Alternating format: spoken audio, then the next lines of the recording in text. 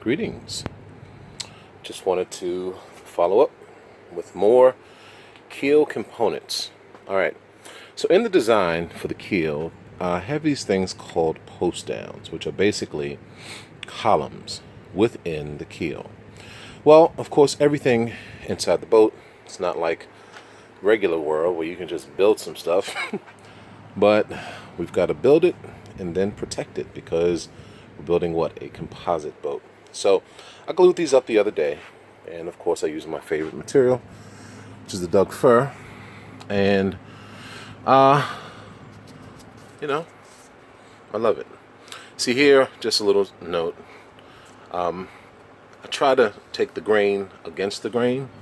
That way it's kind of pulling against each other to keep it really stable, even though that's not really necessary because we're going to wet it out, but in general I tried to do that. This one over here is a little different because the grains were almost vertical, so I kind of did the best orientation I could. But yeah, came out pretty good. So what you do after you glue something up, you're going to have runs, you're going to have drips and stuff, so use my good old handy dandy belt sander and knocked off all of the drips and runs, and I tell you, I mean, that almost looks like one piece of wood. Very good glue joint. Just used a low ratio of the silica, and a little bit more messy here. Didn't clean that off too well. Oh no, I don't know what that is. That's not even a run. Must just be the color of the glue in the wood. Anyway, so we're about to do some epoxy. I mixed up a batch and just going to go ahead and paint it on a little bit so you can see.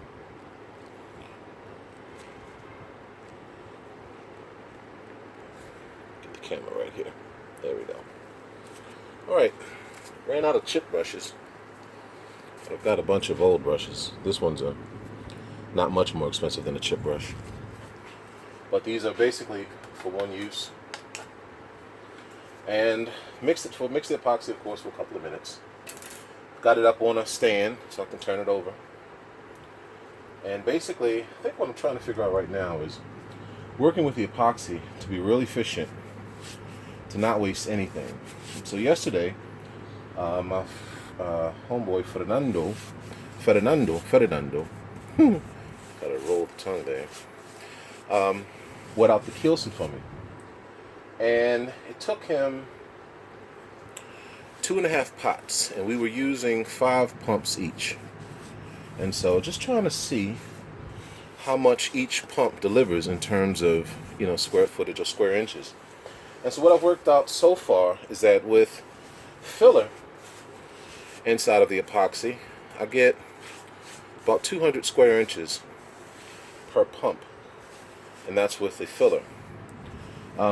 This method here is just wet out, so it should go a lot more. So I've dispensed 5 pumps, and I'm pretty sure that's going to take us. Only thing, the end grain sucks up a little bit more than the regular wood, so it might be a little different, but we'll see. So just putting it on pretty, not really liberally, but this is one of 2 wet outs. Everything on the boat has to be wet out twice with epoxy, and that's really to protect the wood and to keep it dimensionally stable. Alright, do the sides here. Not sure if the camera can pick that up.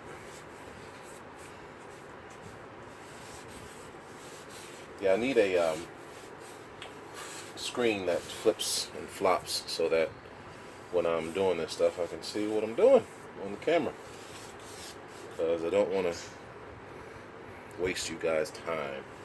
So right now you could be looking at nothing. No brush, no kamau, or anything.